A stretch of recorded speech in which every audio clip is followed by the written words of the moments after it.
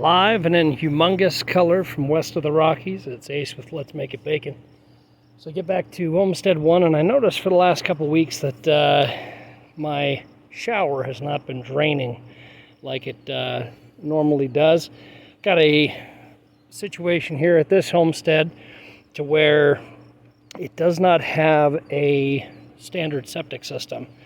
It has a septic system, old school, what they used to have way back in the day, and it doesn't have a septic tank because of that. I think it's called a septic pond or a leach field. No, it's not a leach field. That's part of an actual real big boy septic system. But it's essentially a pit. You've got over there, point finger, over there is a big massive hole that's semi-collapsing that has metal over the top of it. And that's just a hole that a pipe that leads from there to here that has water, that the water goes in through there. And then there was some kind of very small, like a 2 foot by 2 foot box that was connected in from this, which is the plumbing, into this pipe and then into that pond. Some kind of pond, I think.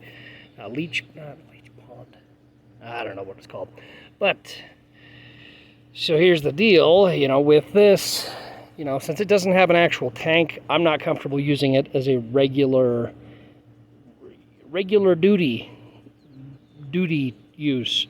So, the work that I do, the business that I do here is achieved in another method. And so this is specifically only for the wee and for shower water, sink water, stuff like that. But, as I said, it's been backing up. So, I took the long-term temporary foam boards off, and so that looks somewhat normal. Behind that bucket is essentially where the water comes in, and I don't have a problem with that being semi-unrestricted, but I need to get some of the dirt out from here and here. There is supposed to be an opening, and that opening is caved in with dirt. It's had a cave in. So, what do you do? What do you do when a hole just, when a hole it just isn't there, isn't going right? Get a hoe. Get a hoe, hoe it out, hoe it up, and yeah. So that's what I'm going to do. So I'm going to hoe this part out, as you can see, and round the pipe, and then I'm going to hoe that part out, and hopefully we should then be back in business. So that's the plan for today, and I'll give you an update as soon as I have it done. All right, quick update here. So we got most of the dirt that fell in out of the hole where the pipe is. It's got clear access now to go out, and I've got a quote-unquote disposable hose. It's just for this kind of job, with a little bit of conduit feeding right into the hole. And I gotta get out of the sun. I'm cooking myself today because I didn't put on sunscreen because I didn't think I'd be out in the sun very much. And yeah, I left the sunscreen back at the ranch. Oh, fun! But it was interesting because I thought, I got the hose in there and it was working. And there's water flowing from the other side over yonder, and wasn't backing up at all, and it was just flowing good. And I was like, all right, sweet, we got it. And then gurgle, it starts backing up, and there's still waters coming from the other side, but it's not fast enough. So I either need to run enough water through it to clear out the backup, which I'm doing. It's just, it's going to have to erode away in there. So I got the hose on the max that it's going to go, and also removed some sections of hose so that there's more water flow going through it. But it is, backing up for sure. But it just needs to erode out of there. The other thing that I'm starting to wonder would be like, oh, well, maybe I do have a septic tank that just happens to be made out of metal, because around, I know it's grainy, but there's brown that's a different color around the pipe, around the pipe itself.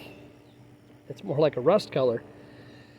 So I'm starting to wonder if there is actually a septic tank that's made of metal.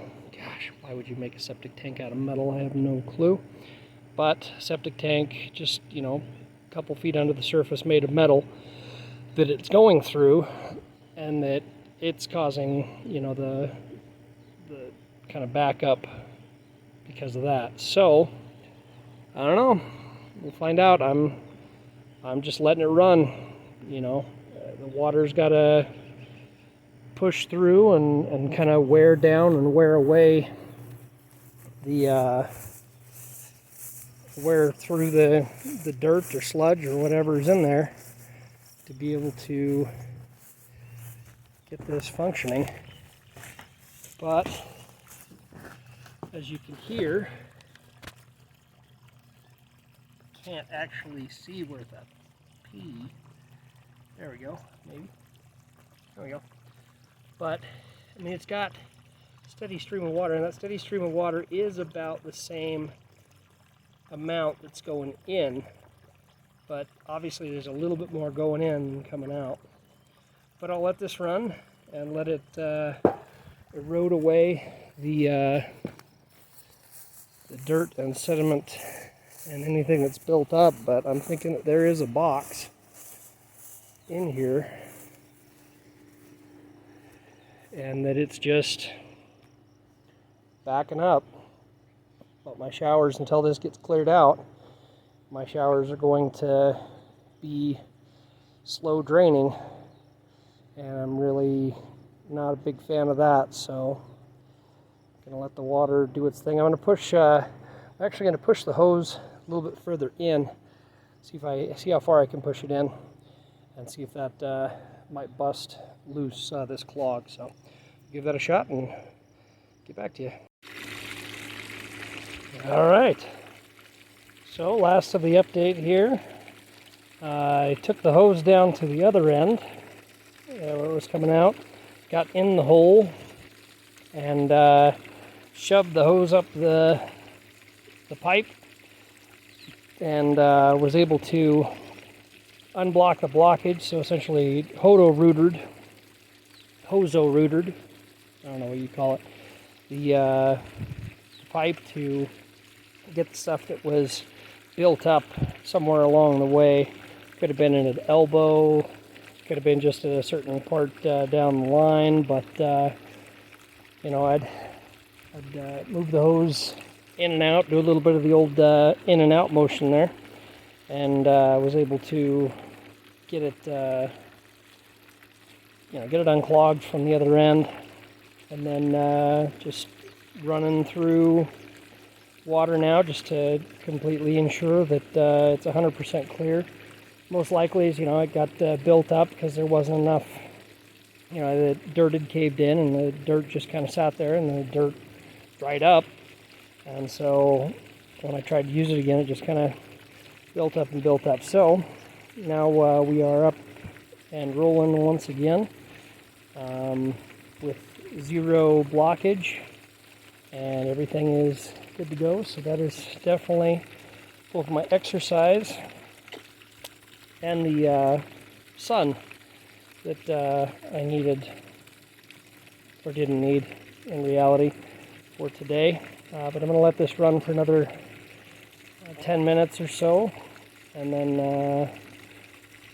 that'll ensure that it's completely completely cleared, completely free of any debris, and that any kind of dirt that is sitting in the pipe will slowly move down to the end and out the other side. But that took me a few hours, but one of those things. I did dig a hole right there, so not that far between the end of the pipe and the hole I dug, but it went straight down to a pipe. So although I thought that there might be a tank down there, nope, no tank, straight pipe, and then it, elbows of course to go over, so straight down and then down and over. But looks like we are good to go on that, so I'm going to let that flow. Once that's done, I'll get out of these clothes. I got to get all my clothes together that I need to wash and go to the laundromat tomorrow. Plan on going to pick up the part I need for the RAV4 to get that, parts I need to get that fixed up. Replacement tire at Walmart for my spare, because it's cracked, and I'll show you that right now, so you'll have an idea of what I'm doing tomorrow and why. So to be honest with you, memory-wise, I can't actually remember what I told you about yesterday or not. So I ended up having a flat tire. This is actually the spare. The spare is, it's very likely that it's, getting up into the, sorry, a little close, 30-plus-year-old range here.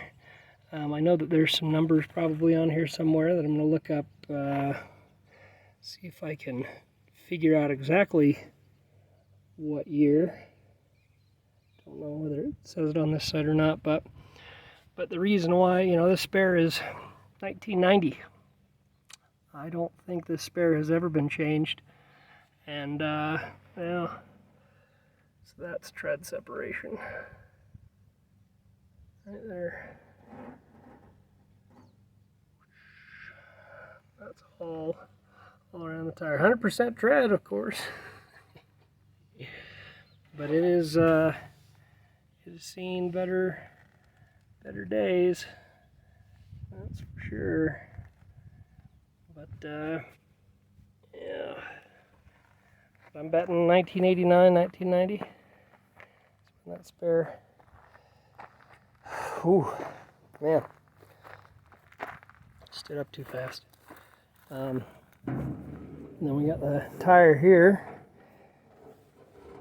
and this, I don't know if it's going to be able to be salvaged or not, because it got really hot, and this isn't just coming out.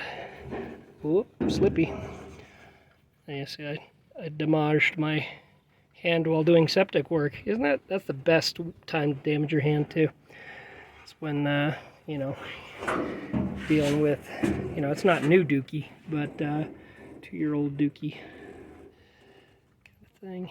But this is, it got really warm, and it was probably spinning on the rim itself a little bit. But this is where the tire came to rest, like sitting on the ground, and it was hot. I mean, it was a hot tire. Let me see if I can show you where. Yeah, sorry. Yes, it's got kind of a ding-ding. That's not super fandango. But this right here. Okay, where is it, son? Find it in the camera. There we go.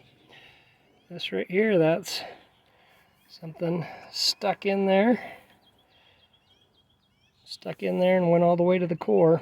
It's funny because you wouldn't think, just by looking at all that, I wouldn't do it. And what's the reason I know 100% without any kind of doubt in my mind that this is it? Why would you think? Well, because when I took the tire off, I pulled back that little bit, and there was smoke coming out of it from the inside of the tire from being so hot. And it was burning, burning rubber smoke inside the tire. And it it was letting the smoke out. So some kind of sharp thing in the road that I hit that I didn't realize. We'll see if they can repair it tomorrow, but either way, I don't know. I think it might be a good idea. See if, because this tire's not super old, it's relatively new. But see maybe if I can replace this tire, or not replace it, take this tire and have this tire be the spare, and then get it fixed, of course. It'd be kind of dumb if I didn't. Get this tire mended, and then put a new tire on where the spare is. So that's kind of the thought. Whew. Yanni, talk too much. So, but that's what I'll be doing tomorrow. Good times.